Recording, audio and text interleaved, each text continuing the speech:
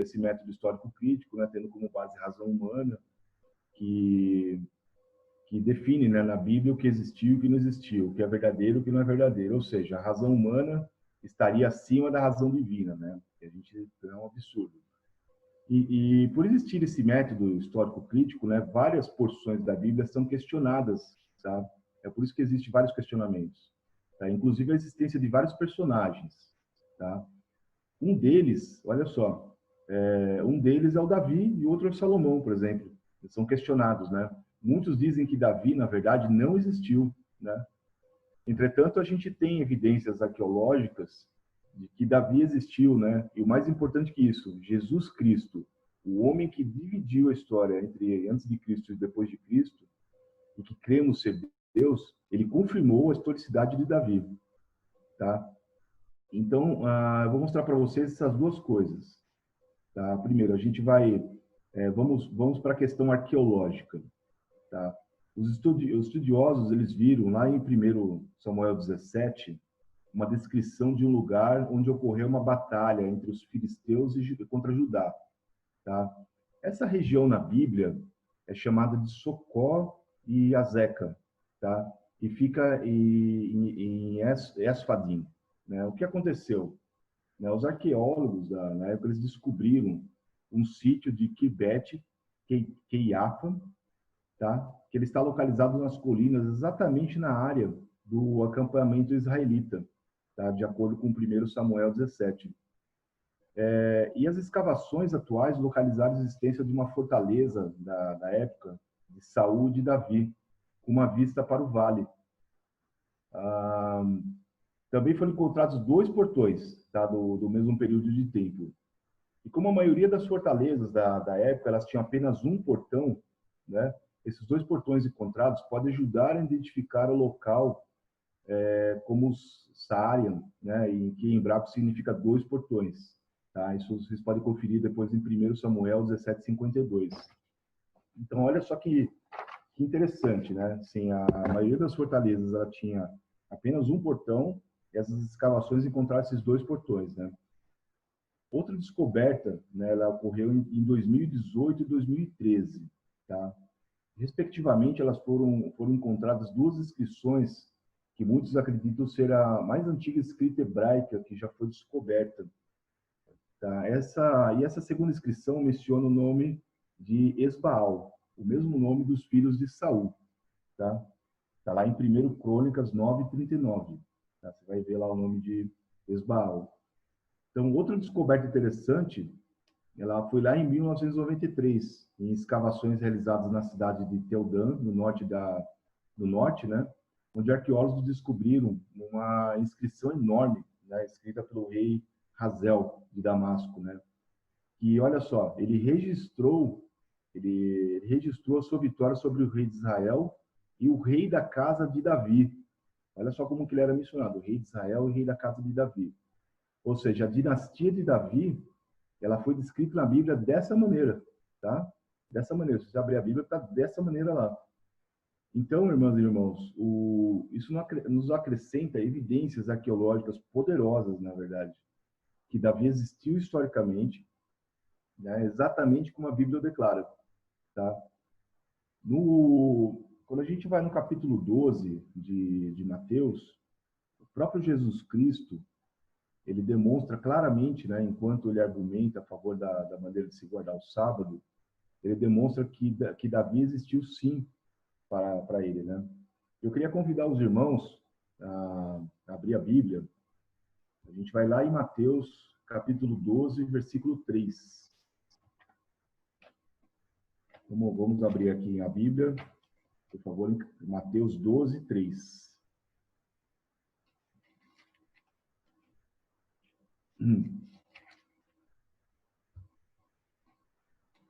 Estou vendo Josué aí, Josué. Você pode ler para a gente, Josué?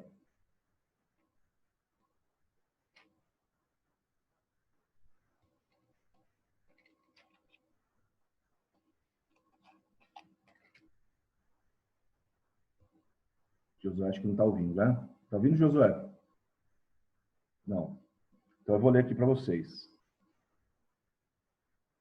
Mateus 12, 3. Diz assim, ó: Mas Jesus lhes disse: Não lestes o que Davi, não lestes o que fez Davi quando ele e seus companheiros tiveram fome, né? Como entrou na casa de Deus e comeram os pães da porção, os quais não era lícito comer, nem a ele, nem os que estavam com ele, mas exclusivamente os sacerdotes. Tá? Então, olha só que interessante, né? O próprio Jesus Cristo cita Davi, né? Isso que é interessante, né? Então, irmãos, assim, eu queria fazer uma reflexão com vocês, né? Imagine se o rei Davi, né, ele realmente não tivesse existido, né? Como alguns afirmam, né? Quais são as implicações que vocês acham que isso teria para a nossa fé, para o nosso dia a dia de hoje? O que vocês acham que ia acontecer se Davi não tivesse existido? Pode falar. Ela simplesmente não existiria. Nós não teríamos a Deus, não haveria sequência, porque estava prometido que o Senhor Jesus Cristo viria da linguagem de Davi. Então, nós estaríamos totalmente perdidos, nós estaríamos acreditando, aí sim, em invenções, em histórias com E humana, nós estaríamos acreditando em falácias. Aí não teria a mínima sustentação à nossa fé. Graças a Deus que nada disso aconteceu.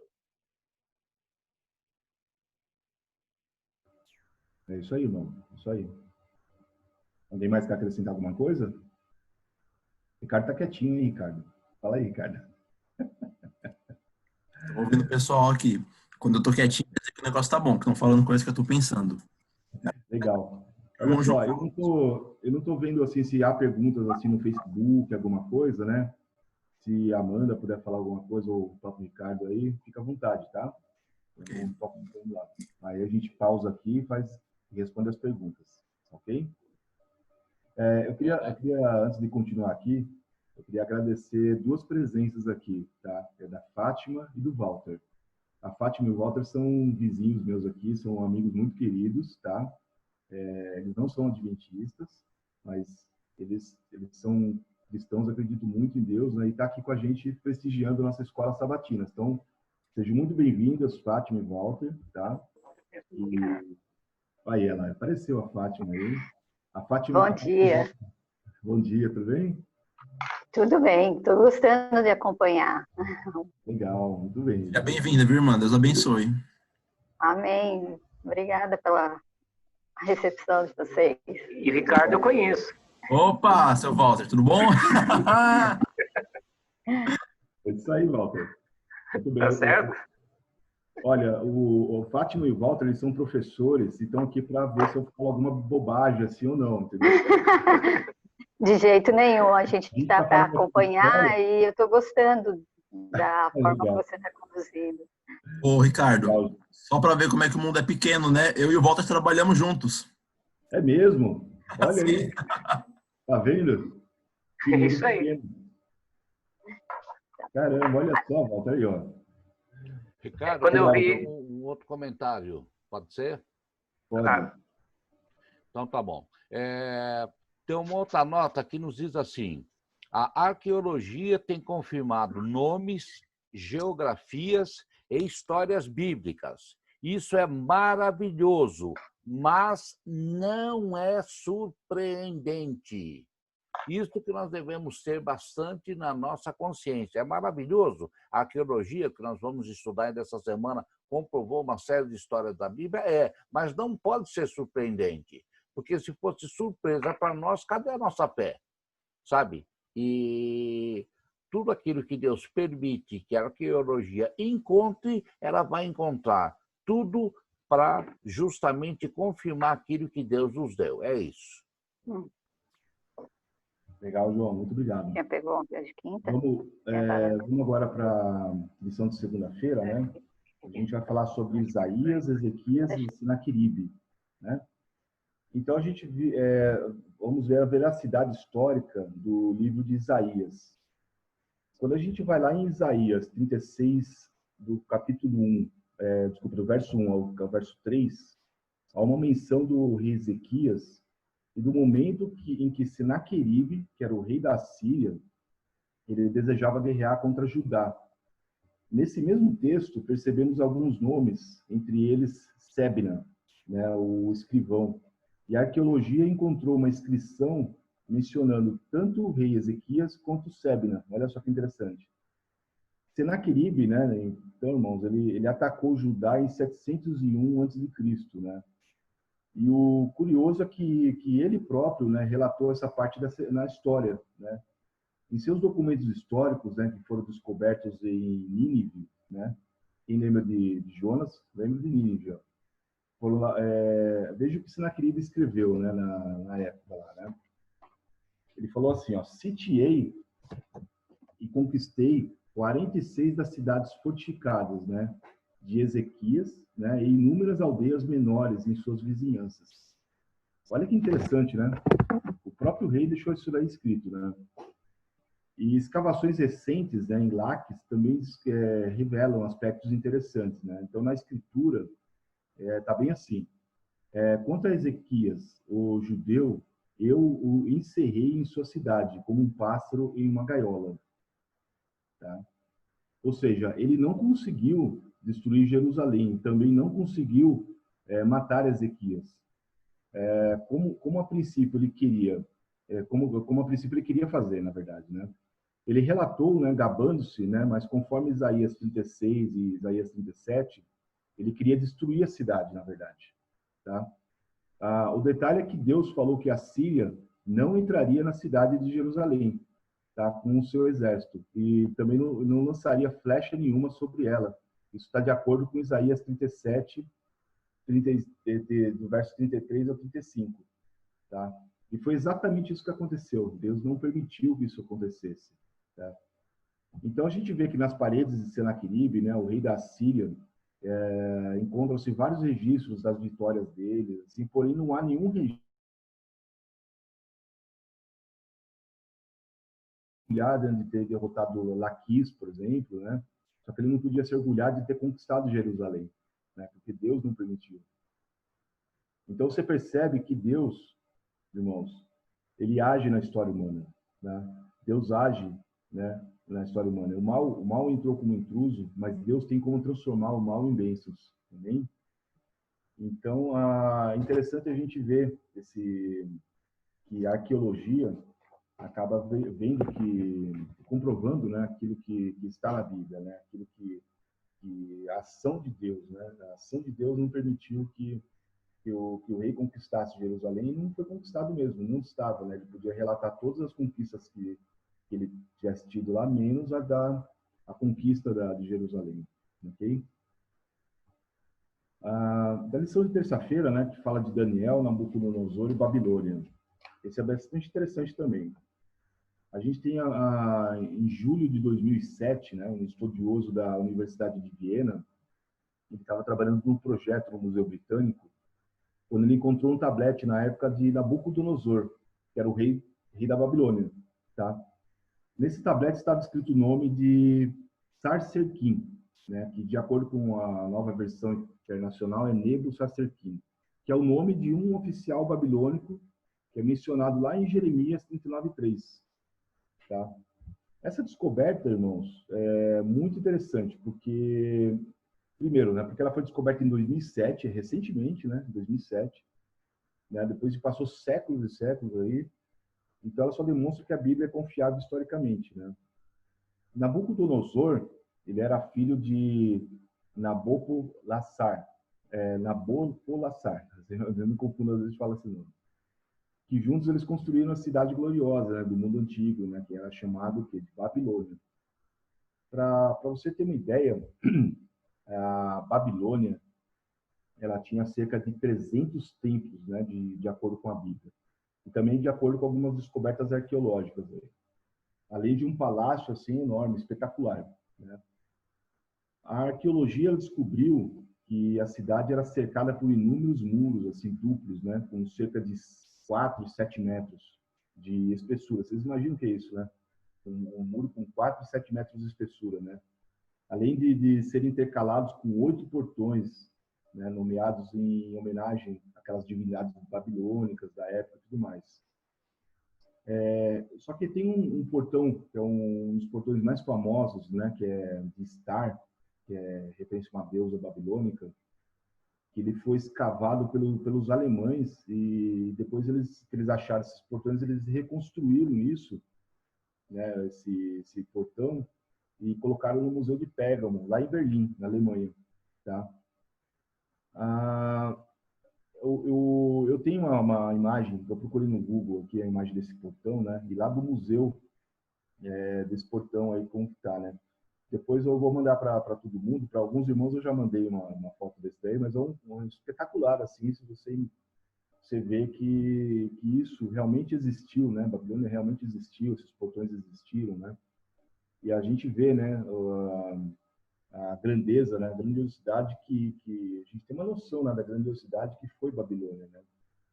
Imaginar que tudo isso um dia caiu, né? Enfim, a gente percebe também que se a gente for lá em Daniel, capítulo 7, versículo 4, Babilônia era representada como um leão com asas de águia. Então, se a gente observar o portão que foi encontrado, né, e os arqueólogos também descobriram, né, no caminho de procissão que conduz ao portão de Star, eles descobriram imagens, né, de 120 leões, tá? E uma imagem de um leão enorme, assim, lançando-se sobre um homem, também foi encontrada. Então, isso mostra que a Bíblia é uma mensagem, a Bíblia e sua mensagem, ela não está de brincadeira, na verdade, né? Ela é uma coisa muito séria, né, que está sendo colocado lá, né? Então, por muitos assim se perguntam, realmente isso aqui existiu, né? Realmente Babilônia existiu, realmente Davi existiu, Salomão existiu, Deus existiu. Temos aqui evidências, né? Temos procéticos que provavelmente são pessoas sinceras, mas provavelmente está com sua fé.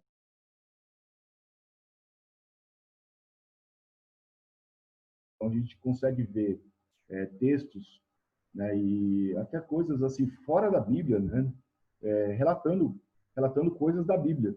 Isso que é interessante, né? A gente vê livros, né, a gente coloca aí na internet, no Wikipedia, a gente consegue evidenciar isso daí.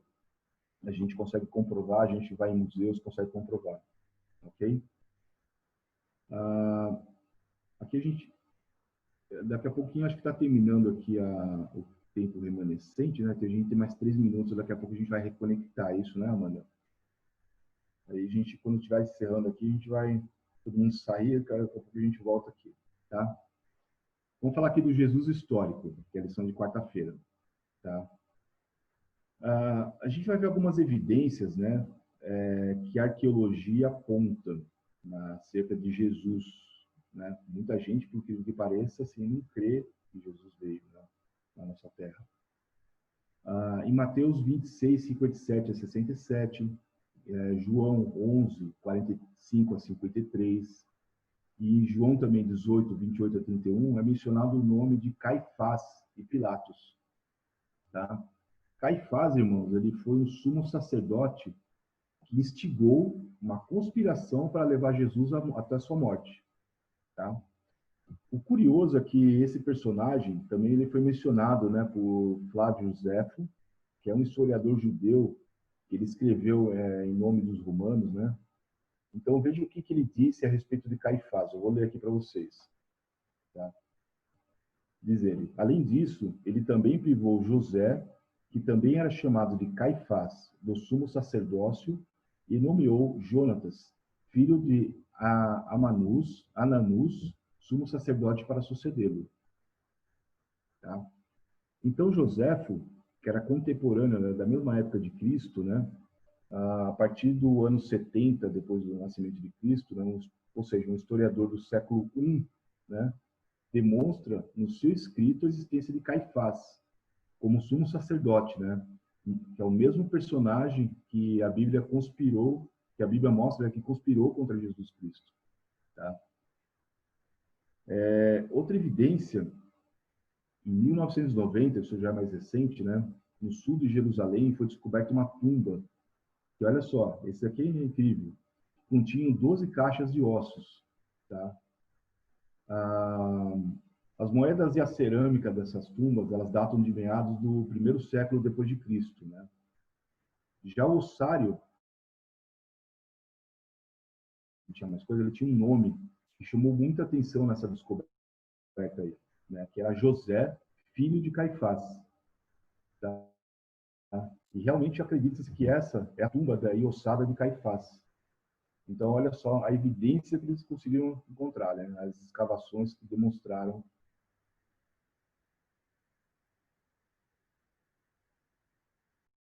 uma inscrição com o nome de Pôncio Pilatos, governador da Judéia, né, sob o Império Tibério, César, foi encontrado em uma pedra no teatro de Cesárea Marítima.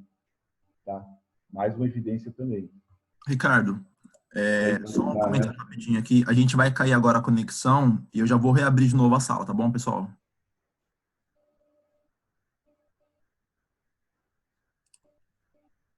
Histórico, o que vocês têm a dizer sobre isso? Vamos lá, eu queria fazer um comentário rápido aqui, Ricardo. Quando a gente fala da questão histórica da Bíblia, nós tendemos a nos confundir muito, porque a gente crê que a Bíblia é uma questão de fé e tal, e muitas vezes a gente acha que por ser uma questão que envolve fé, não envolve também questões lógicas, questões evidenciais. Mas não é dessa forma. Por exemplo, nós temos que considerar também que nós temos os contextos históricos que estão implícitos nos textos bíblicos, até a questão da interpretação bíblica, que envolve que nós compreendamos qual é o contexto em que um texto foi escrito, foi dado para o povo de Deus. Nós também temos que levar em consideração os relatos não bíblicos, porque como o irmão estava fazendo um paralelo aí, nós temos relatos bíblicos e relatos não bíblicos muitas vezes dizendo a mesma coisa. Eu vou ter um texto, por exemplo, de um historiador tal, que corrobora o que a Bíblia está falando. Não que nós dependamos disso para ter fé na Bíblia, mas é o que a gente chama de referenciais históricos. A partir desses referenciais históricos, eu consigo ver com maior clareza o cenário. Eu consigo ver de uma forma mais ampla o que às vezes a Bíblia apenas pincelou. Isso me ajuda a compreender não só o contexto de um texto bíblico, por exemplo, mas também o que estava acontecendo ali. Por que a pessoa falou de tal forma e não de uma outra linguagem? Nós temos muitos textos de Paulo que são mal interpretados. Textos que falam de casamento, de homem, de mulher, e são usados para defender machismo às vezes, mas ignora, por exemplo, o contexto. E nos textos que falam de Jesus não é diferente. Nós temos aqui inúmeros textos que vão apresentar Jesus dando certas ordenanças, Jesus dando certos ensinos que muitas vezes eram revolucionários para a época, mas que tem que ser entendido dentro do contexto. Eu vou dar um exemplo aqui que me veio na cabeça agora. Por exemplo, quando Paulo fala que a mulher deve ouvir, mas não deve falar ali na igreja, ela não deve ensinar. Você pode tentar entender de que forma? Porque é um conceito machista. Paulo está falando que a mulher pode ouvir, mas ela não tem voz. Quando você pega o contexto, por exemplo, você vê que a mulher, ela sequer podia estar participando da reunião. As mulheres não podiam aprender. Então, se nas organizações que Paulo estava dirigindo, ele permitia que a mulher estivesse ali aprendendo, isso já era um avanço cultural. E por que ele fala que ela não fale? Porque naquele contexto ia escandalizar. E Paulo, com a sua mente mais esclarecida, ele viu que os avanços tinham que ser graduais. Então você vê como a interpretação muda grandemente dependendo do contexto. Quando eu falo de Jesus histórico, por exemplo, é a mesma coisa. Eu vou ter inúmeras evidências, eu vou ter muitas coisas, mas eu também tenho muita lenda. Por exemplo, quando a gente fala do Santo Sudário, que estaria lá o rosto de Jesus marcado ali durante o seu sepultamento. Tá, mas o que eu tiro a partir disso? O que isso é relevante para a minha salvação, por exemplo? Tem muita coisa que a gente tem como informação, mas não está na Bíblia por quê? Porque não é crucial a salvação.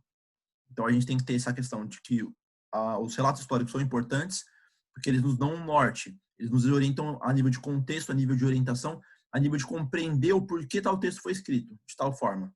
Mas a norma de fé e o ponto de salvação é a palavra de Deus. Isso tem que ser muito claro para a gente. Nós temos que saber utilizar os nossos recursos sem perder o que nós temos. Deixa eu fazer um pequeno comentário agora também, o Ricardo Caldo. Um texto, comentário nos diz assim: o problema não é a falta de comprovação das histórias da Bíblia, pois a arqueologia comprova uma série delas. diz que o problema é um coração não disposto a se render a essas verdades. Esse é o problema do ser humano. E a parte de Cristo também, Ellen White nos comenta também, diz assim, Cristo tem sua historicidade incontestável, tá? Inclusive pelo próprio Flávio José, que você falou aí, que é o grande historiador judeu da época, ele tem registro de todas essas coisas aí, é totalmente aceito já, isso está totalmente documentado. Então, Cristo tem sua historicidade incontestável, mas se a história dele, a história de Cristo para a nossa salvação, é uma questão de escolha. Nós vamos escolher ou não. Eu achei fantástico essa parte. A escolha é nossa.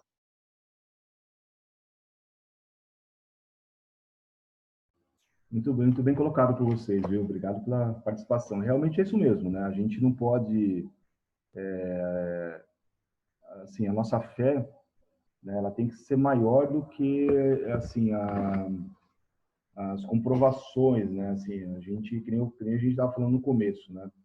Na Bíblia, ela não tenta provar a existência de Deus, do Criador, nada disso. Ela já parte como se isso aí fosse uma realidade. E é uma realidade, né? Então, a gente tem que verificar, assim, que nem o Ricardo estava comentando aí, né? Sobre a fé, né? A gente não pode confundir fé com fideísmo, né? Fideísmo é acreditar em algo sem ter razão para isso, né? E a fé não é assim, né? A fé, a gente acredita realmente porque isso é uma coisa transformadora na nossa vida, né? A gente não pega a Bíblia para olhar, para simplesmente para ler como se fosse apenas um livro histórico. Não, na verdade, a Bíblia é um presente que Deus deu para a gente, né? Ela é um objeto transformador, né, para nossas vidas, né? Isso a gente tem que ficar bem claro, né? Assim, a gente não acredita cegamente nas coisas, né? Fé não é acreditar cegamente em nada daquilo, né? Mas a fé, ela tem esse poder transformador, né? A Bíblia tem esse poder transformador em nossas vidas, né? A gente acreditar que aquilo que aconteceu por algum motivo, e realmente está descrito na Bíblia dessa forma, né? E as profecias que ainda virão a se cumprir, a gente acredita que irão se cumprir, porque tudo aquilo que Deus fez no passado, ele cumpriu, né? Tudo aquilo que Jesus Cristo prometeu no passado, ele cumpriu também. Então, isso é ter fé. É ter fé que nosso Jesus Cristo, nosso Salvador, virá um dia, por exemplo, nos buscar, né? Que ele estará conosco, né? Isso é ter fé, não fideísmo. Muito bem colocado pelo João e pelo Ricardo. Obrigado. Então, voltando um pouquinho aqui no Jesus histórico, né, a gente percebe, né, que muitas das figuras que envolveram a morte de Cristo, né, também foram confirmadas pela história, né? Então, a gente viu aqui, né, o Pôncio Pilatos, o Caifás, né? E a gente percebe que tem muitas evidências, né? Que não a gente poderia essa parte da lição de quarta-feira aqui que fala do Jesus histórico, a gente poderia falar sobre o dia inteiro dele aqui, né? Que não vai dar tempo. Mas, assim, temos evidências assim fantásticas, né? Para quem tem o costume de assistir na TV Novo Tempo, aquele programa lá, Evidências, com acho que é Rodrigo Silva, né? Assim, é um programa fantástico que quem não assiste ainda eu recomendo que assista, né? Ele, inclusive dessa lição aqui, eu estava comentando com alguns irmãos aí, né? Essa lição aqui me lembrou de alguns programas dele, assim, que ele foi lá em Jerusalém, ele estava lá no museu lá e realmente o guia explicava para ele, né, e mostrava, olha, isso aqui foi uma escavação, a gente encontrou aqui, quando está falando dos dois portões lá da cidade e tudo mais, ele mostrou lá que era aquilo mesmo, entendeu? E tem as evidências, né? Então é interessante a história, elas seguem juntas, né? Ok?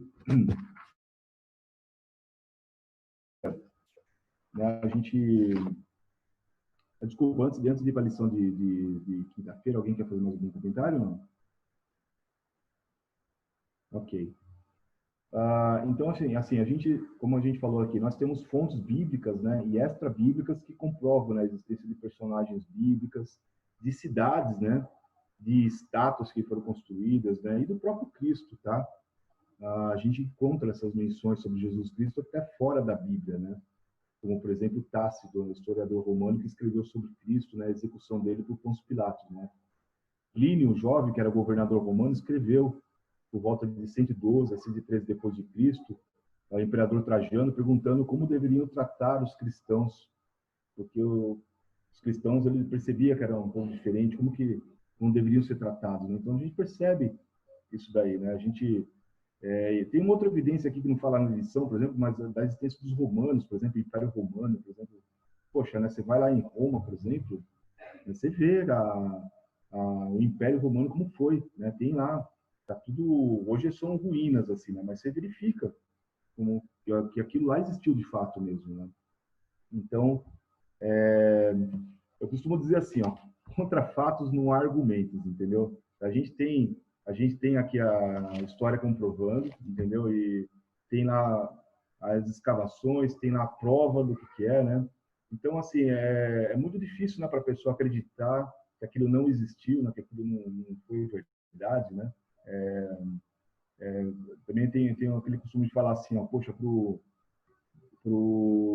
ateu, né, não acreditar em Deus, por exemplo, é porque ele faz uma força tremenda, entendeu? Para não acreditar, porque dia a dia a gente vê, né? No piscar de olhos a gente vê milagres da criação, milagres de Jesus Cristo, toda hora, né? Desde o momento que se acorda até o momento que está dormindo, no momento que está dormindo também temos a presença do Criador. Então é muito complicado, né? O ateu ele tem que ficar toda hora se policiando para não cair nessa pegadinha que ele coloca, que é não acreditar em Deus, né? Mas ok, vamos lá para a lição de quinta-feira, que fala da fé e da história, né? Então, irmãos, como a gente vem falando aqui, né, o poder da fé, né, ao longo da Bíblia, né? A fé foi um dos diferenciais na vida de muitos personagens bíblicos, na verdade. Tanto que em Hebreus 11, né, que é chamado o capítulo da galeria dos heróis da fé, né, a gente tem lá, né? Mas antes, que nem a gente estava falando, né, a gente precisa entender o que é fé e o que não é fé. Eu já dei um parecer um pouquinho antes aqui, né? Então eu estava falando assim, ó, fé não é apenas acreditar em algo simplesmente de qualquer jeito, né? Ah, eu acredito porque eu quero. Não é assim, né? Isso é fideísmo, como eu estava falando. Tá? O fideísmo é acreditar em algo sem ter razão para isso, né? A fé bíblica é apoiada em evidências, tá? E ela leva à ação do que aconteceu, né? Por exemplo, a vida de Noé, né?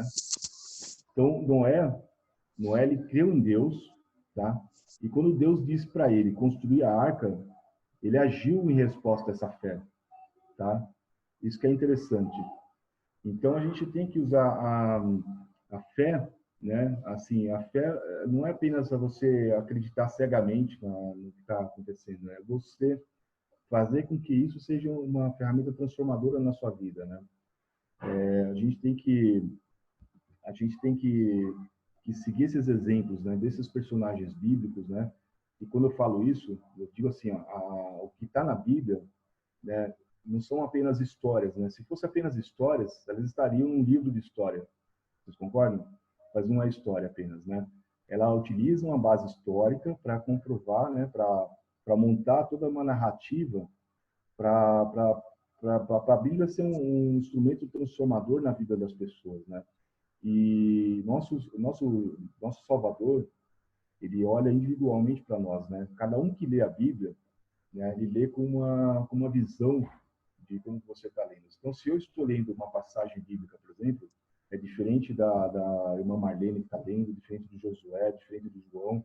Cada um vai ler, e por isso que é interessante quando a gente faz esse estudo, né, da lição da escola sabatina, né, que a gente consegue consolidar, a gente consegue ter uma congruência dos entendimentos e coloca todo mundo, digamos assim, na mesma página, né?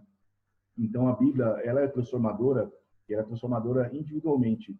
Jesus Cristo, ele não veio salvar a humanidade como toda, ele veio salvar você veio salvar a mim, entendeu? E a fé é justamente isso, a gente acreditar que um dia nosso Salvador irá voltar, né? E a gente irá com ele. Por quê? Por que a gente acredita nisso? Né? Porque toda a base bíblica ela vem sendo construída para isso. Desde quando você pega Gênesis, vem tendo, né, a ação divina em cima da humanidade. Né? E muita coisa já aconteceu e foi comprovada. Né? Quando você pega Isaías, por exemplo, toda a história de Isaías, a profecia que tinha lá, e aquilo aconteceu quando você vai nos evangelhos. Né? A vinda de Cristo aconteceu. Né? Cristo prometeu que vai voltar. Né? Isso é ter fé. Fé é justamente isso, é acreditar que algo vai acontecer, que esse mundo que a gente vive hoje é um mundo caído, que ele vai quando Jesus Cristo voltar, ele vai retransformar isso daqui, né? Na Nova Jerusalém. Nova Jerusalém vai descer e a gente vai estar com ele, né? Isso é ter fé, né? E isso, obviamente, não tem nos livros históricos, tá? Você vai falar assim, poxa, mas cadê o livro que está dizendo isso daí? Não tem, não existe um livro que fala, né? A gente acredita que é uma fé mesmo, né? E a gente, como cristão, nem sempre a gente precisa das evidências. De novo, como o irmão João colocou, a gente precisa de evidências históricas para comprovar a nossa fé, entendeu? A gente acredita porque a gente acredita no nosso Salvador. Isso que tem que ficar bem claro. Vocês querem completar com alguma coisa? Sim. Pode falar, Ricardo? Pode. Desculpa aí, eu tossi. Achei que o áudio estava fechado e desculpa tossir na hora que você estava falando, viu? Tá bom? Pode falar, Josué, pode falar. É importante esse relato da lição, desde o sábado até agora, o momento que a gente está comentando. Eu passei uma experiência interessante sobre isso, né? Sobre a fé e a história. Mas antes de contar ela rapidinho, a lição diz aqui, depois da pergunta 5, ela diz assim, ó: fé não é simplesmente uma crença em algo ou alguém. Verdadeira resposta a essa crença é uma fé que atua. E isso é considerado como justiça. Esses atos de fé mudam a história.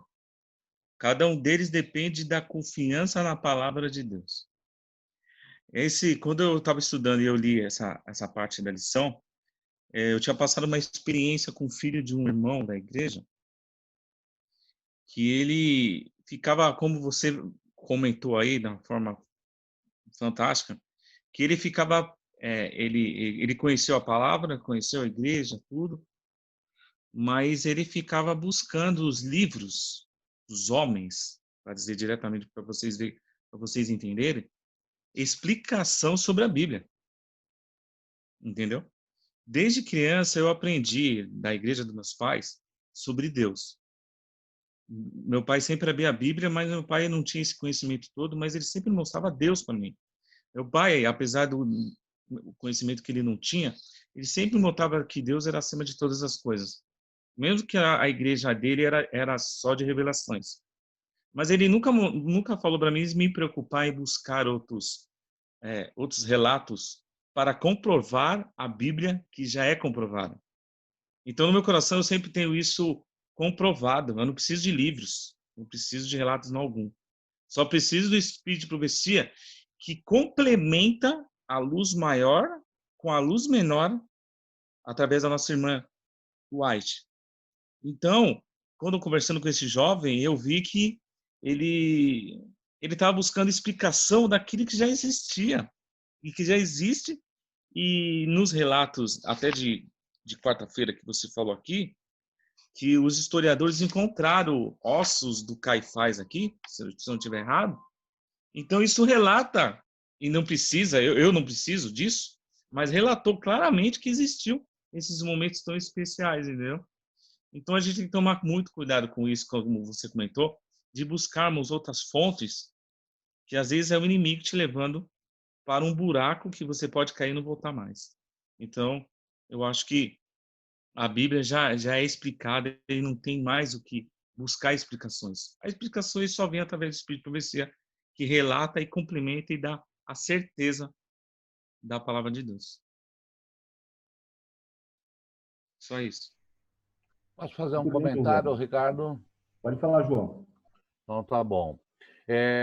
Eu creio que nós devemos atentar aqui, o Espírito de profecia nos fala um pouquinho, para nós não confundirmos fé com presunção. O que é presunção? Senhor Deus, eu quero isso, isso, aquilo. Se o Senhor me atender, eu tenho fé. Isso não é fé, isso é presunção. É como muitas e muitas igrejas, infelizmente, pregam. Desculpa, eu faço isso aqui, Deus vai me fazer isso, isso, aquilo. Quando Deus precisa disso? Isso é presunção. O que é fé? Ellen White nos dá um resumo. Ela diz assim: fé é confiança em Deus, acreditar que Ele nos ama e sabe o que é melhor para nós. Sabe? E ela diz: todo impulso bom, qualquer impulso de fazer qualquer coisa boa, qualquer ato bom, aspiração provém de Deus. Porque o nosso coração, ele é tocado pelo pecado. O salmista nos diz claramente: em pecado nós fomos gerados. Ponto. Nós precisamos entender que a nossa capa é de pecado. E qualquer coisa boa que nós temos é uma aspiração, são coisas que Deus nos dá. E nós temos que ter confiança em Deus. E o que nós vimos? A fé modificando vidas. Em toda a história da Bíblia, no Velho Testamento, no Novo Testamento. Olha a própria história de Paulo, como ele foi convertido para Deus. Entendeu? Fantástica. E tantas outras histórias que existem. Passa tudo aquilo. O período dos apóstolos, no Novo Testamento, todo o período de perseguição da igreja, e nesse nosso último milênio que nós já estamos vivendo aí, desde o ano 2000, olha só quantas histórias de fé que nós estamos retratadas, não só na igreja, mas a mídia retrata N histórias de fé, N histórias impossíveis de acontecer. Isso mostra claramente a intervenção de Deus. Isso é claro. É uma questão de nós aceitarmos, queremos aceitar ou não. Deus nunca vai tirar toda a dúvida da nossa vida, porque o que Deus deixou claro lá no Velho Testamento? As coisas são reveladas, são para o homem. As coisas ainda escondidas são para Deus. E no céu nós vamos ter todo o tempo de aprender outras coisas que Deus vai nos revelar. Por hora, temos que continuar com aquilo que é revelado e acreditar pela fé. Ricardo. Pode falar. É bem rapidinho, tá? Para você já continuar. É bem rápido. Para confirmar aquilo que eu falei, o irmão João comentou aí para complementar, né? Aquele que tem o conhecimento de Deus e da sua palavra tem consumado a fé na origem divina nas santas escrituras. A palavra de Deus ela é a verdade, e a verdade jamais pode se contradizer. Amém. Só isso que eu queria falar. Ricardo, amém. Queria fazer um comentário rápido aqui. Não? Acho que a gente pode definir a fé com base numa palavra: ação. Por quê? Eu dividiria a fé em 3 modalidades. A primeira é a falta de ação. Eu pego lá em Tiago, capítulo 2, fala que a fé sem obras é morta. Então, aí eu tenho todo tipo de crença que não alcança a ação. Por exemplo, a Escritura diz que o diabo, ele crê e treme. O diabo, ele ministrava perante Deus. Ele não duvida da presença de Deus, do poder de Deus. Ele tem crença em Deus. Mas, em algum momento, ele se perdeu e deixou de manifestar ações compatíveis com essa fé. Então, esse é o primeiro grupo, a minha primeira definição. É a fé sem ação, a fé sem obras, a fé morta, que é a fé de Satanás, e também é a fé de Laodiceia, a igreja do tempo do fim, que seria a morna, que conhece a verdade, que professa ser povo de Deus, mas que não age de acordo. Esse é o primeiro tipo. O outro tipo, que também é perigoso, é o que o irmão João citou, que é o da presunção.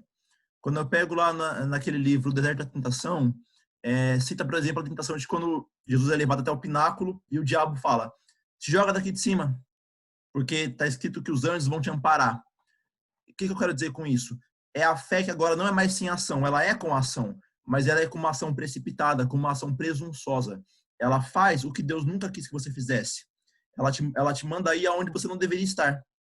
Se Jesus tivesse saltado lá de cima, ele estaria fazendo algo que nunca foi proposto por Deus para ele. Deus nunca mandou ele estar no pináculo, nunca mandou ele se atirar lá de cima. Ele deveria seguir a vida de acordo com o Espírito Santo, seguindo a orientação de Deus a cada passo. Então eu tenho de um lado a fé sem ação, do outro lado a fé com ação presunçosa. Qual é o meio termo que eu devo buscar? Eu diria que é a fé de Hebreus 11, que é o cristianismo vivo, que é uma fé viva, uma fé real, que ela é movida por ação a cada dia, mas ação não do que eu quero fazer ou do que eu acho que é melhor, ou que vai me aparecer mais. É fé que age de acordo com o que Deus mostra para mim. Eu acho que nós temos que ter isso muito claro. Quando eu vejo lá os heróis da fé, eu vejo inúmeras pessoas ali sendo citadas pelos seus exemplos. Enoque tinha uma fé que agradou a Deus e fez ele se tornar diferente do mundo a tal ponto que Deus o tomou para si. Noé, uma fé que aprendeu a confiar e obedecer, construiu uma arca quando nunca tinha chovido. Abraão saiu dos Estados Unidos da época. Ura é a cidade mais desenvolvida da época. Ele abandona aquilo ali e vai para um lugar que ele não conhecia. Abandona a família dele, que já tinha bem, já era uma família estabilizada, e ele vai pela fé. Sara recebeu um milagre que não era esperado para ela. Ela mesmo ri quando ouve do relato de Jesus falando que ela teria um bebê, mas pela fé ela recebe o milagre. Nós vemos José ali, que ele vai confiante, ele vai preso, mas ele não abre mão de princípios. E aí você tá Moisés, você tá Rabi, você tá Sansão, e eu posso pegar inúmeros outros. Mas qual que é a coisa que liga todos esses heróis da fé? Todos eles agiram baseados no que Deus tinha para eles. Muitas vezes eles não entendiam o que estava acontecendo. O Jó é um exemplo muito claro disso. Eles não viam o futuro. Mas, como diz a Bíblia, pelos olhos da fé, enxergavam o que é invisível. Eu não sei o que está acontecendo, mas eu sei o quê? Que a mão de Deus está na minha vida. E isso me basta. E a partir disso eu ajo de acordo com a vontade de Deus para mim. Nós temos muitos tipos de fé no mundo, mas a fé que agrada a Deus era um exemplar muito raro, que é a fé que age não com presunção, mas também não é morta, que age a cada dia de acordo com a vontade de Deus. Esse é o exemplar mais raro de fé, mas também é o que nós temos que almejar para ter o céu. Uma fé que se mova de acordo com o que Deus quer e ponto, não o que eu quero.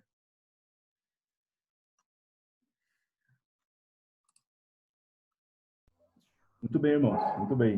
Então a gente vai encerrar a Escola Sabatina. Antes de encerrar, só queria falar só mais um texto aqui do que Jesus disse sobre a fé. Tá? Uma das coisas que Jesus disse sobre a fé aqui. Está lá em Mateus 21, 21. Tá? Facinho de decorar, né? Mateus 21, 21. Jesus disse assim, ó: em verdade vos digo, que se tiverdes fé, não duvidardes, não somente fareis o que foi feito à figueira, mas até mesmo se a este monte disserdes, erguete-te e lança-te no mar, tal sucederá. E tudo quanto pedis em oração, crendo, recebereis. Amém? Então, eu queria encerrar a Escola Sabatina de hoje com esse belo verso aqui da Jesus Cristo falando para nós, né, sobre fé, tá? E é isso. Alguém mais tem alguma coisa para dizer? Algum agradecimento? Alguma coisa que queira falar? Senão a gente vai encerrar agora. Eu quero agradecer a Deus uma série de bênçãos que Ele deu essa semana, inclusive ontem, na sexta-feira. Agradeço muito a Deus, louvo e bendigo o nome de Deus. É de todo dia. E outra coisa, nós falamos em fé. Como é que eu cresço na fé? Eu cresço na fé estudando a palavra de Deus, orando e praticando a palavra de Deus. Sem isso, não existe fé. Que Deus nos abençoe e nos ensine a crescer na fé todo dia mais. Um abraço a todos. Ok, se ninguém mais tiver algum comentário a fazer, Ricardo, eu tenho uma mensagem musical para colocar aqui muito especial antes de você orar, tá bom? Tá bom?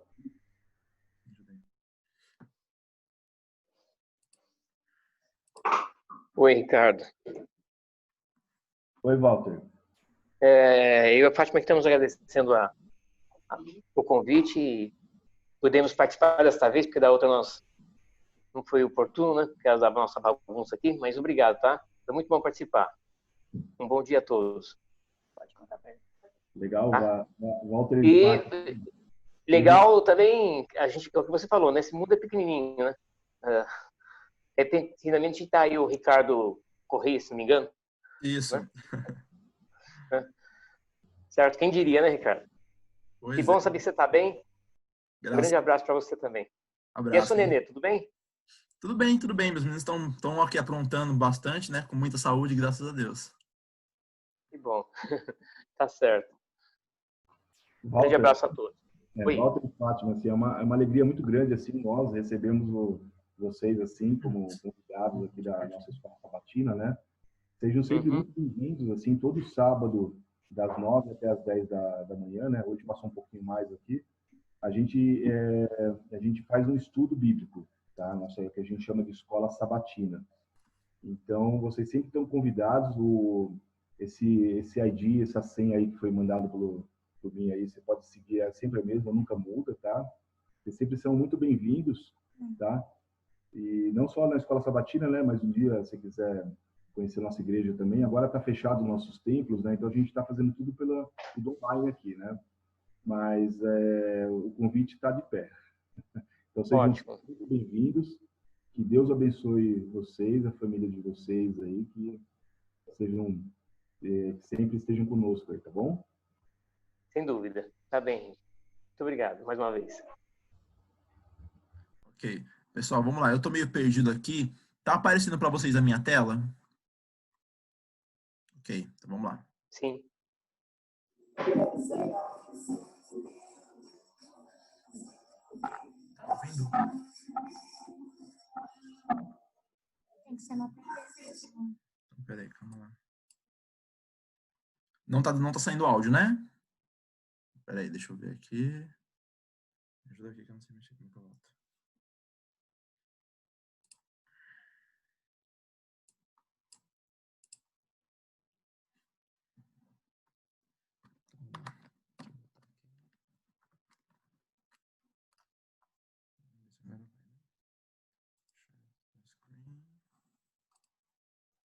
Share computer sound. Share.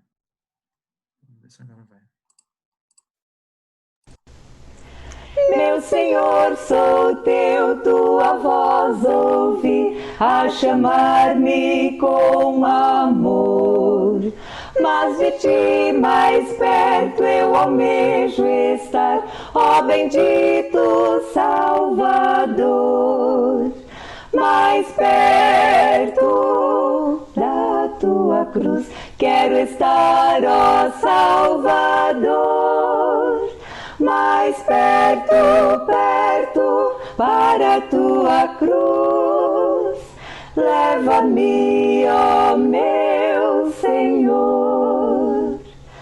A seguir-te só me consagro já, constrangido pelo amor. E o meu coração bem contente está em servir-te a ti, Senhor. Mais perto da tua cruz quero estar, ó Salvador. Mais perto, perto, para a tua cruz, leva-me, ó meu Senhor. Ó, que pura e santa delícia é aos teus santos pés me achar, e com viva e muito reverente fé com meu Salvador falar. Mais perto da tua cruz quero estar, ó Salvador. Mais perto, perto, para a tua cruz, leva-me, ó meu Senhor.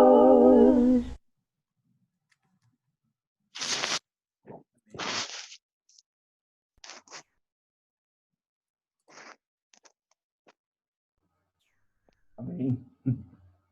Vamos orar? Oremos. Santo, santo, santo é o nosso Deus, o Deus de Abraão, Isaque e Jacó, o Deus da Maria, do João, do Walter, do Jorge, a Fátima, do Ricardo, o Deus de todos os seres humanos.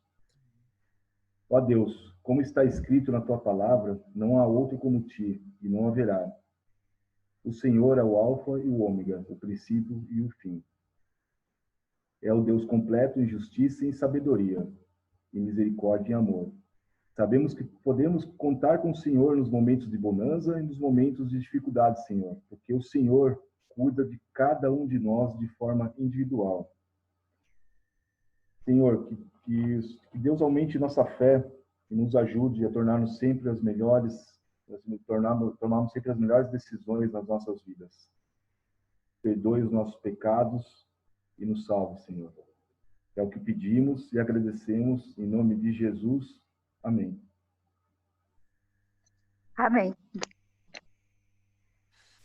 Ricardo, mais uma vez, obrigado por ter aceitado o convite, por passar a lição para nós hoje de uma maneira tão bacana, tão aprofundada. Deus possa continuar abençoando você, André e os meninos. Que possa ser a cada dia mais interessado pela palavra de Deus, aprendendo cada dia mais. Vou fazer um convite aqui ao vivo agora. Irmão João, sábado que vem, passa a lição para a gente? Com todo prazer, é um prazer. Se ter professor da escola sabatina, viu? Se eu não contei isso para vocês, fiquem sabendo agora. Eu acho que isso é um prazer. Ricardo Caldo, você passou muito bem essa lição hoje mais uma vez, viu, meu amigo? Ricardo Correia, o vulgo, no bom sentido, Ricardo da Amanda, viu, Amanda? Ele não é mais Ricardo Correia, ele é o Ricardo da Amanda. Então, fez bons comentários aí, todo mundo agregou. Josué fez um bom comentário que agregou bastante. Então, é muito importante essa recapitulação da lição, que a gente vai sempre aprendendo mais. Deus tem sempre coisas a nos ensinar mais e mais. Eu estou feliz e agradecido a Deus que eu tenho dificuldade com essa era de tecnologia e consegui me inserir um pouquinho aqui nesse Zoom aqui e deu certo. Então, Deus é muito bom. Eu desejo um sábado maravilhoso a todos, sabe, a sequência desse sábado na manhã, na tarde, e que tudo dê bem. E Deus siga conosco, Deus siga nos abençoando, Deus siga nos cobrindo de bênçãos, né? E tem tempo, fala mais alguém aí, ainda temos 2 minutos. Quem quer falar mais?